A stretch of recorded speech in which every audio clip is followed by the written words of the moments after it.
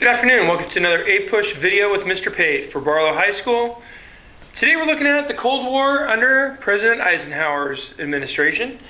The first thing we want to talk about is a shift from containment strategy under Truman to massive retaliation.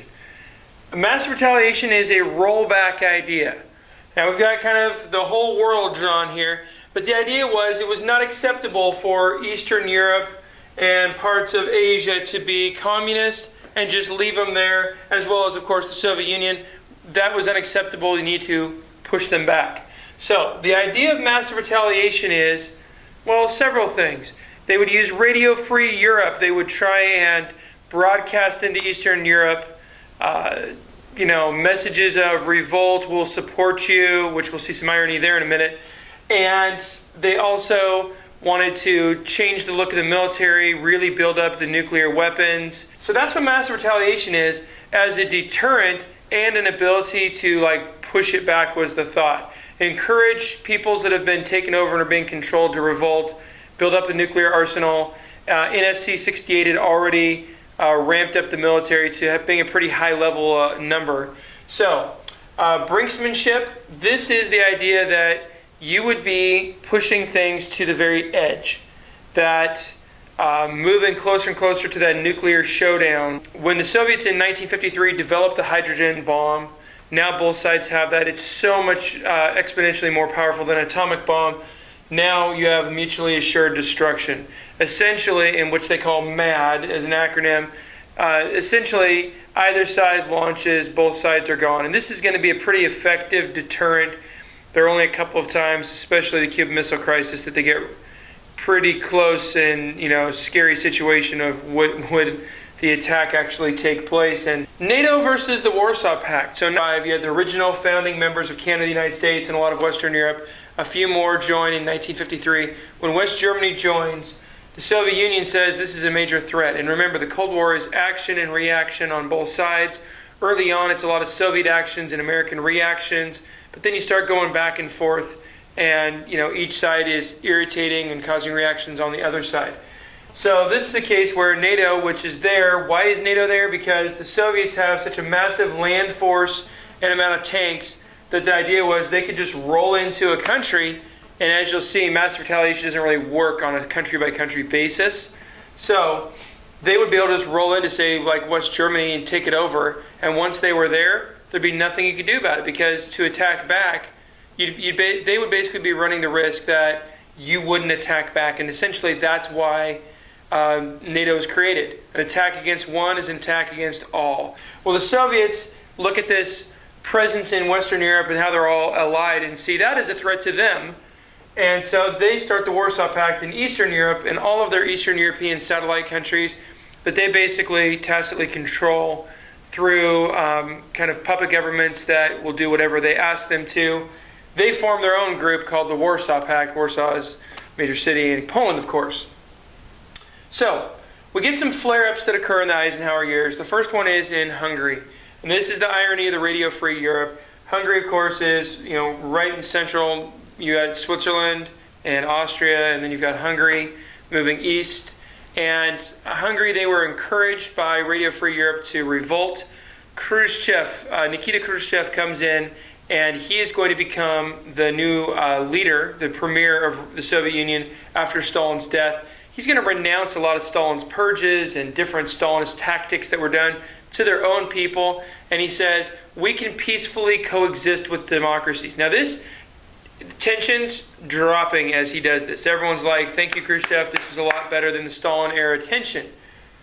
But when he does it, people riot in Poland wanting kind of more freedom and more, some concessions to the ways of life they would like to be, and they're granted to them.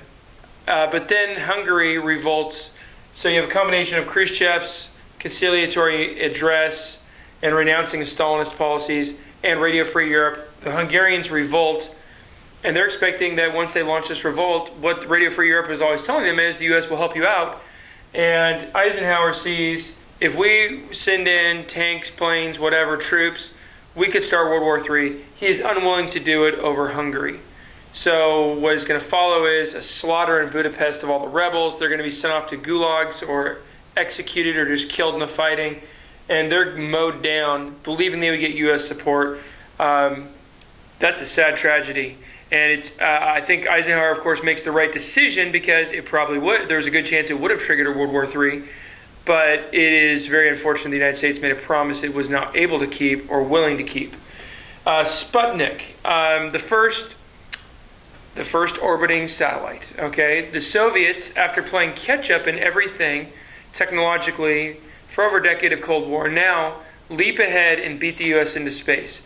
America freaks out and says there's a missile gap. They are ahead of us there. Eisenhower's going to call on Americans, young men and women in school, go and major in math and science, and we need to beef up the math and science requirements and get our country academically to where we are superior to the Soviets. So this leads to like a push in education. It also leads to the founding of NASA, which, of course, Kennedy's famously going to promise that they'll get a man on the moon by the end of the 1960s, and that deal does get delivered. The U.S. starts following and trying to catch up, and the Soviets send an animal into space, then a man into space, and then the Americans are shortly after that catching up and doing the same thing. The U-2 is going to be basically high over the Soviet Union. It is a super high altitude spy plane, and it gets shot down and crashes way deep into the Soviet Union. And there was a planned summit that was going to occur between Khrushchev and Eisenhower. This is going to get called off because Eisenhower won't apologize and say they were wrong to do it. Now keep in mind, we talked about this in class already with all of the stuff around McCarthyism. Both sides are spying on each other. This is just diplomatically trying to get the upper hand. The Soviets are trying to spy any which way, every which way they could, and the United States was trying to find out what they could as well.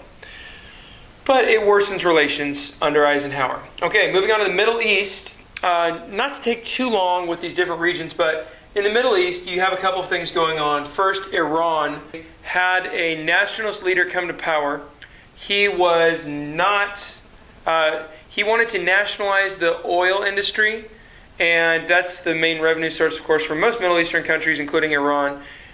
The United States is going to have the CIA help launch a coup against this guy, Mossad, and they install this guy whose nickname is the Shah. And a lot of the people who had come to be in power in the Middle East, in Jordan and places like that, I talked about kind of regional rulers who would work with the British, the French, the Germans, whoever, and they would basically have a relationship under these mandate governments between World War I and World War II, where they're kind of local ruler, okay? But they responded to a higher ruler. Well, when the British and the French and everyone leave, these people are in a power vacuum, the only obvious choice, and so that's how you get all these monarchies in the Middle East and North Africa after World War II. So this guy who comes to power, they take the Shah and kind of install him as a pro-Western guy. Why? Okay, on the one hand, you've got the American and British oil interests, and they feel threatened that nationalization, they've put all this money into investing and setting up the oil industry, and they're going to get robbed, basically, by this. Don't underestimate the value. I mean, one of the factors in the United States not recognizing the Soviet Union, when it forms in Russian Revolution, 1917, 1918, 1919, they refuse to pay all their debts the Tsar had rung up. That's one of the factors. Economics weighs heavily on diplomacy and all of these things. So in Iran, what's going to happen is they're going to essentially they get rid of this guy, Mossad, because he says he's going to nationalize and take it over. They saw him as too socialist or communist. They don't like the idea of it hurting American and British interests, so they help undermine this guy and get him replaced with someone else. The Suez Crisis. Okay, the Suez Canal had already been built, and we're talking about right next to the Sinai Peninsula. I wish I could zoom in for you, in Egypt. And essentially this was controlled by French and British investors. They had paid for the building through companies they owned, and now Gamal Nasser, this general who's in charge of Egypt at this time in 1956, he's going to essentially say, we're going to take that over. Now remember, we just talked about nationalization. That means these people who invested and were involved in putting this together, they're going to get ripped off, basically. They're not going to get any return on their investment, and the country just takes it over. It's not a very nice move. The United States, though, this time takes a different tactic. The British and French are ticked.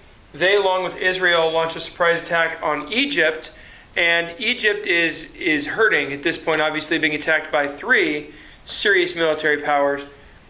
The Soviet Union complains. Eisenhower, they agree with the Soviet Union that these countries need to stop this attack, and because of the United States' influence and how much money they've given to France and Britain, and how much is owed to them still, how much they support Israel, they basically force them to call off the dogs and get out. Israel, they don't really have a choice. The French and the British, though, they feel like they've been betrayed. They're NATO, members. They should have been able to do what they wanted. Of course, this is an attack. It's not a defensive thing, so it's kind of, stretching it, I guess, beyond what NATO was supposed to be. The Eisenhower Doctrine. Essentially, the Truman Doctrine, to take you back, said in countries such as Greece or Turkey or wherever else in Europe, the United States would give supplies and money to any part of Europe that was threatened by communism. Well, the Eisenhower Doctrine is saying that basically in the Middle East they do the same thing. They give supplies or money, whatever was needed, to help nations resist or stay away from communism. Now, what's going to be kind of weird is, this was propping up countries ready to topple that are just war destroyed and have no money and they're just a mess.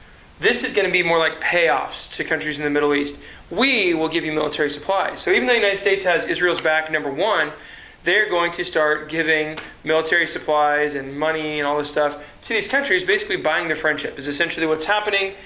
And they are going to use that good currency of the money and supplies they give to form MITO, which is a Middle East Asian treaty organization. And so they're going to try and create a ring around the Soviet Union, which bordered the top of the Middle East, to not allow communism to infiltrate anywhere, keep those countries as strong allies. In Asia and Vietnam, France is going to basically collapse and be unable to deal with supporting Vietnam.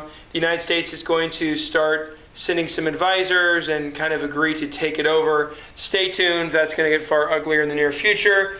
Along with this, you have this idea of the domino theory and CETO. The domino theory essentially is this idea that in Southeast Asia, you had North Korea, you had the Soviet Union, you had China, that if one nation in Southeast Asia fell to communism, they might all fall. You had to take a strong stand. This is kind of like super containment. Just like NATO is an alliance the United States is a part of, where of course they're supporting it financially as well. Just like MITO now is a Middle Eastern one, CETO was trying to have an alliance of Southeast Asian countries all the way down even into the Philippines and Australia, that they would resist communism's infiltration and approach. And that so the domino theory, don't let any nation fall or they all fall like dominoes. Cuba, the last thing, and just very briefly, Cuba right here is essentially in America's backyard. America had kind of an alliance system where they had cultivated a little bit more of a relationship, trying to stop communism from coming in to Latin America. They were giving some support to countries as well. It's not officially an organization like MITO or CETO or NATO, but they are going to be giving some money and trying to cultivate diplomatic friendship to stop communism from coming in. But Fidel Castro is going to launch a revolution in 1959 in Cuba, and it falls to communism, and that's kind of an embarrassment because it is so close to Florida, so close to the United States, right in their backyard, basically. Now, with our next video, of course, we're going to be looking at civil rights in the next video. But after that, when we come back to the Cold War, we are going to be looking at the Kennedy era stuff going on, and you're going to see with the Cold War.